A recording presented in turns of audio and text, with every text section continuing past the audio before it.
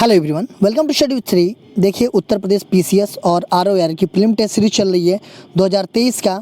ये test number आपका 26 से 25 टेस्ट ऑलरेडी कंप्लीट हो चुका है। प्ले लिस्ट बना रखी है, आप लोग जाकर के देख सकते हैं।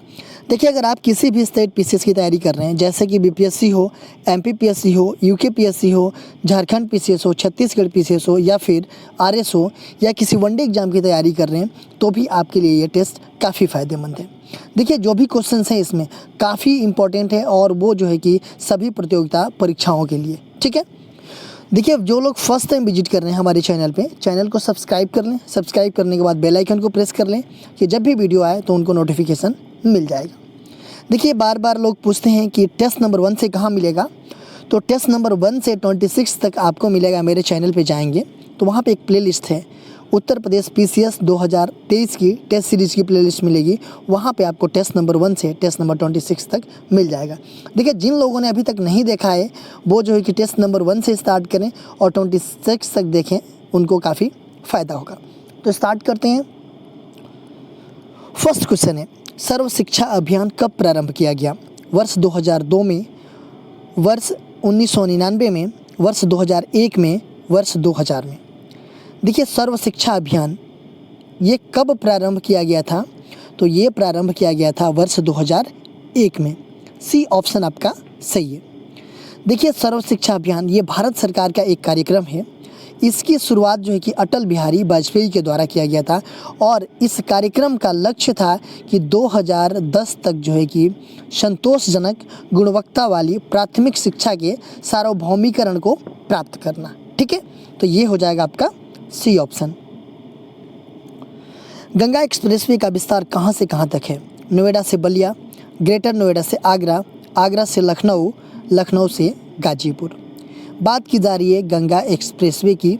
इसका विस्तार जो है कि कहां से कहां तक है? तो इसका विस्तार है नोएडा से बलिया तक। ए ऑप्शन आपका सही है। देखिए, यमुना एक्सप्रेसवे ग्रेटर नोएडा से आगरा तक है। ग्रेटर नोएडा से आगरा यमुना एक्सप्रेसवे है। आगरा से लखनऊ आपका जो है कि आगरा लखनऊ एक्सप्रेसवे है और लखनऊ से गाजीपुर जो है वो है आपका क्या? पूर्वांचल एक्सप्रेसवे है। निम्नलिखित में से किसमें एथनोइक एसिड होता है? नींबू का रस, सफ़ेद सिरका, टमाटर केचप, संतरे का रस। पूछा जा रहा है कि एथनोइक एसिड जो है कि किसमें होता है? तो वो होता है आपका सफ़ेद सिरका में। देखिए, नींबू का रस हुआ या फिर संतरे का रस हुआ, इसमें क्या पाया जाता है? तो इसमें सिट्रिक एसिड पाया जाता है।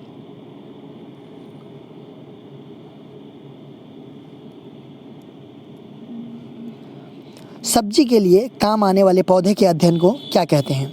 Horticulture, floriculture, pomology, ओलेरी culture. देखिए, पूछा जा रहा है कि सब्जी के लिए काम आने वाले पौधे के अध्ययन को हम क्या कहते हैं?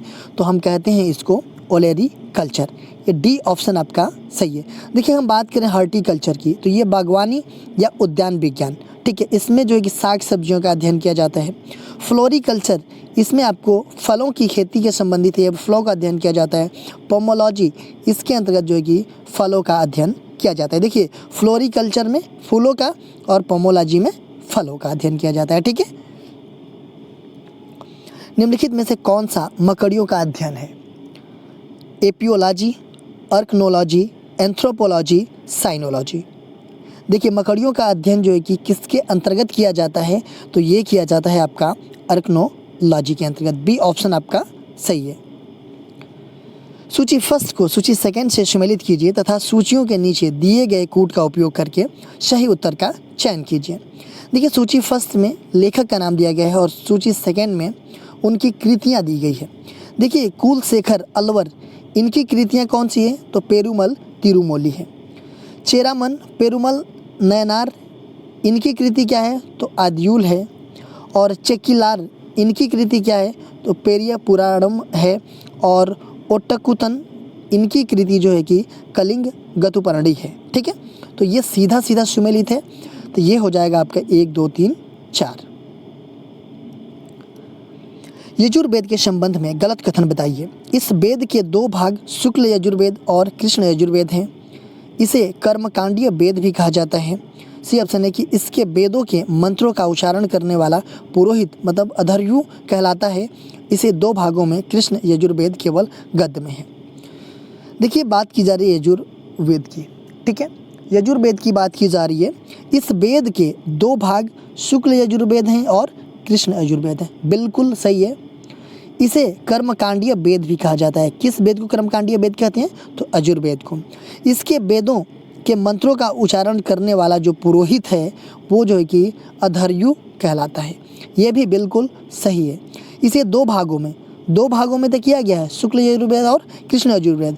कृष्ण यजुर्वेद केवल गद्य में है। देखिए जो कृष्ण यजुर्वेद है वो आपका जो है कि गद्य एवं पद दोनों में है, ठीक है, और जो शुक्ल यजुर्वेद है वो जो है कि केवल पद में है।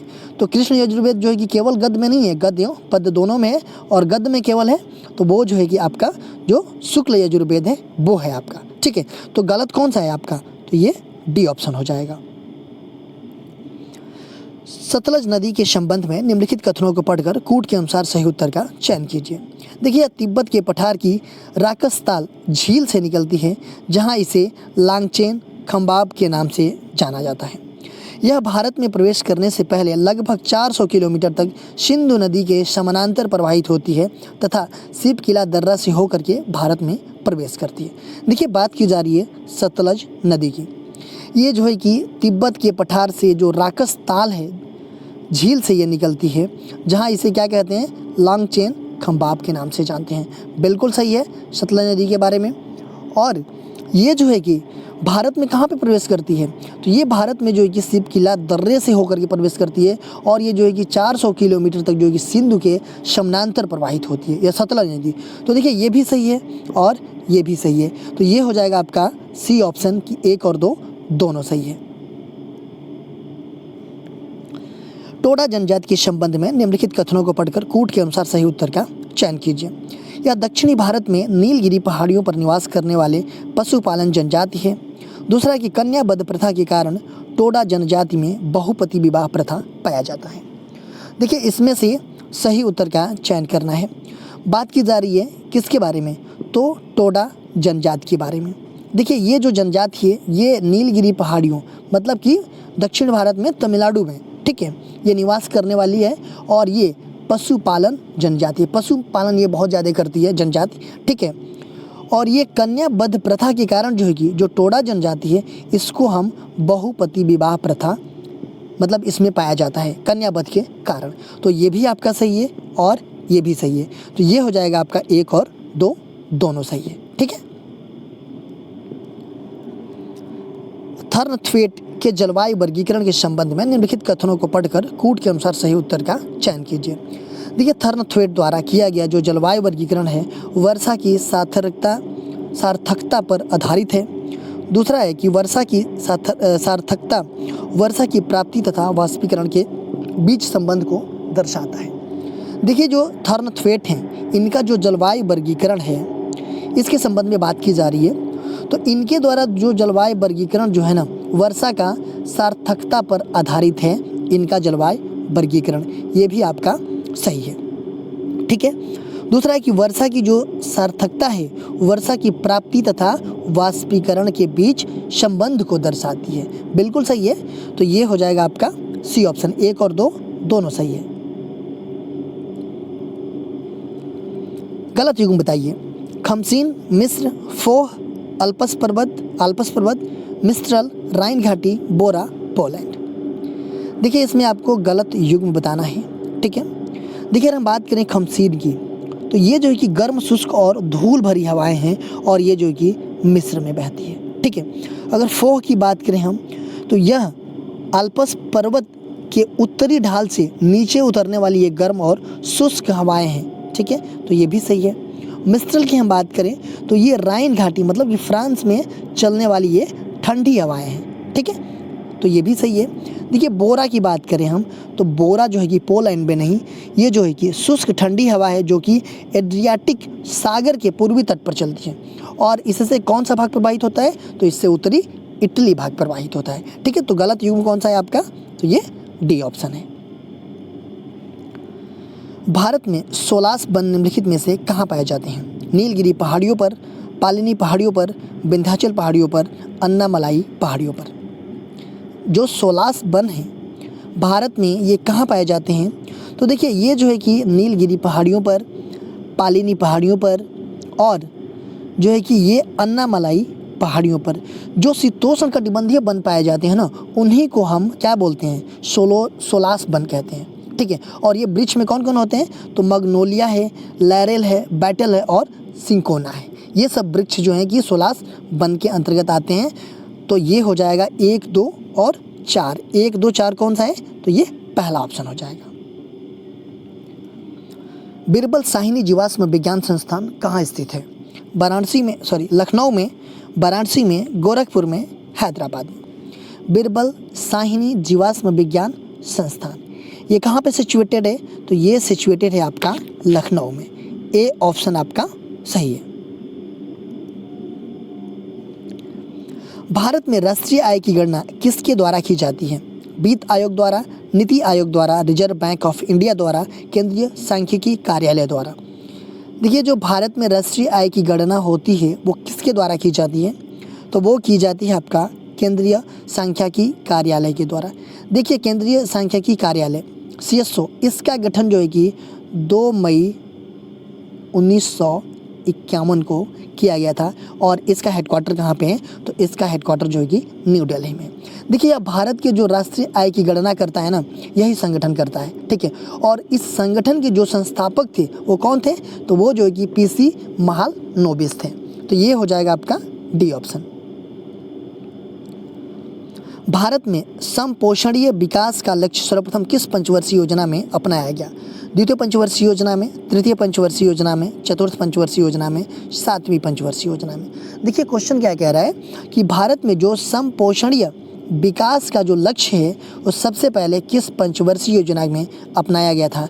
तो वो अपनाया गया था आपका चतुर्थ पंचवर्षीय योजना में। देखिए इस योजना की अवधि क्या थी? तो 1969 से लेकर के 74 तक थी। देखिए इसी योजना का जो प्रारूप था ना, जो चतुर्थ पंचवर्षीय योजना का जो प्रारूप था वो DR गडगिल ने तैयार किया था। तो कभी क्वेश्चन आता है कि DR गडगिल ने किस पंचवर्षीय योजना का प्रारूप तैयार किया था? तो वो चतुर्थ पंचवर्षीय योजना का। देखिए 1969 में ही जो है कि 14 बैंकों का राष्ट्रीयकरण भी किया गया। ठीक है, द्वितीय पंचवर्षीय योजना का ड्यूरेशन क्या था? तो इसका ड्यूरेशन 1956 से 61 तक था और तृतीय पंचवर्षीय योजना का 1961 से 66 तक था और 7वीं पंचवर्षीय योजना का टाइम ड्यूरेशन था 1985 से 90 तक था। ठीक है, तो ये हो जाएगा आपका C ऑप्शन। भोजन, काम और उत्पादन का नारा निम्नलिखित में से किसने दिया?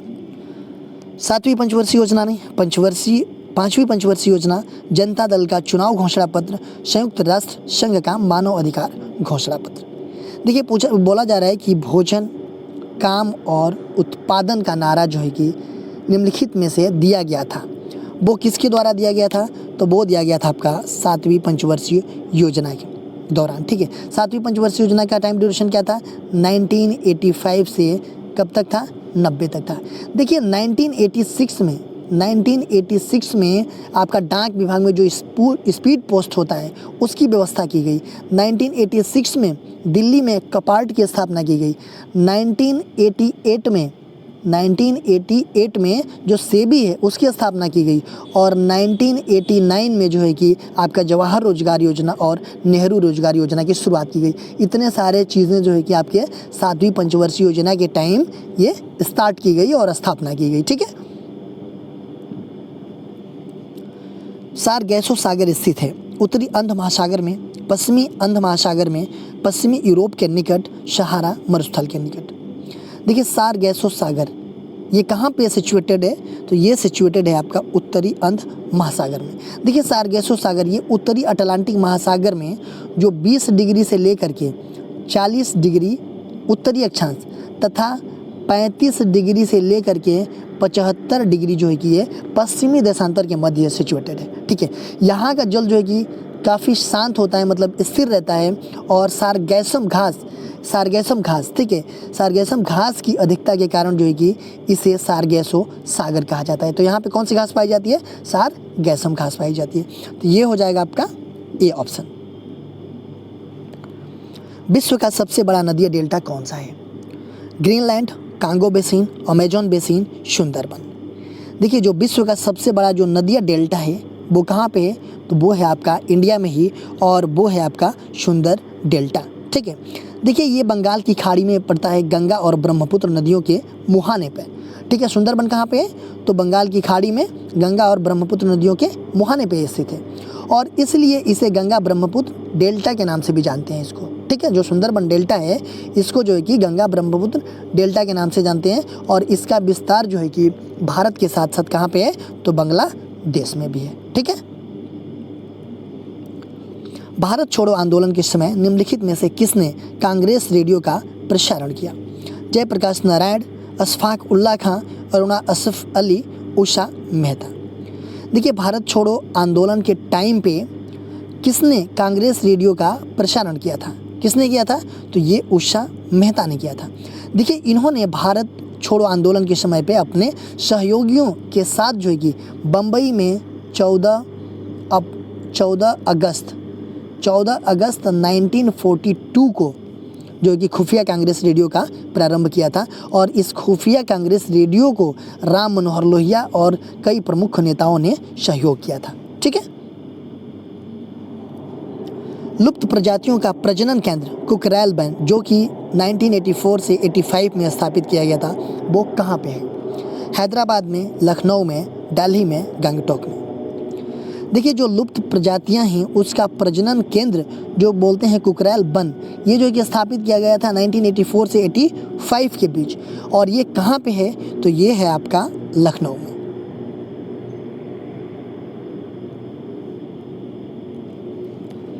चैपरल बन मिलते हैं, देखिए ये क्वेश्चंस पूछा गया था आप लोगों से पिछले वीडियो में, इसका आंसर देना था आप लोगों को कमेंट बॉक्स में कि चैपरल बन मिलते हैं मध्य चिली में, इंडोनेशिया में, कैलिफोर्निया में, ब्राज़ील में। तो चैपरल बन जो है कि कहाँ मिलते हैं? तो ये जो है कि भूमध्य सागरीय प्रदेश में पाई जाने वाली झाड़ियों को ही हम क्या बोलते हैं?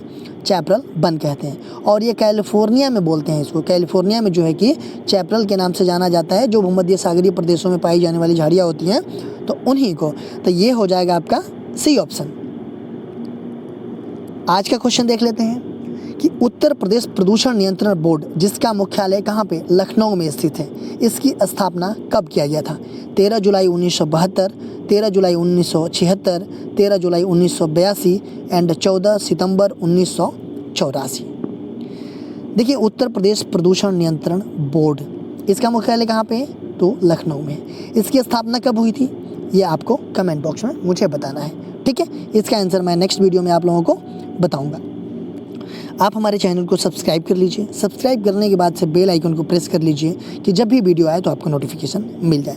देखिए मेरा दूसरा चैनल है श्री जीएस पॉइंट, आप इसको भी सब्सक्राइब कर लीजिए और बेल आइकन को प्रेस कर लीजिएगा।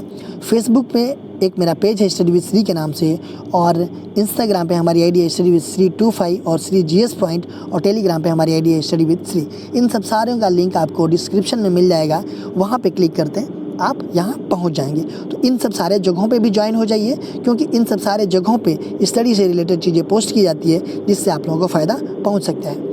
दोस्तों वीडियो अच्छी लगती है तो आप लोग लाइक किया कीजिए, एक अच्छा सा कमेंट्स कर दिया कीजिए, अपने दोस्तों में ज़रूर शेयर कीजिए। अगर वीडियो अच्छी नहीं लगती है तो आप लोग डिसलाइक कर दिया कीजिए, और कमेंट बॉक्स में मुझे बताइए कि डिसलाइक क्यों किया। वीडियो देखने के लिए धन्यवाद।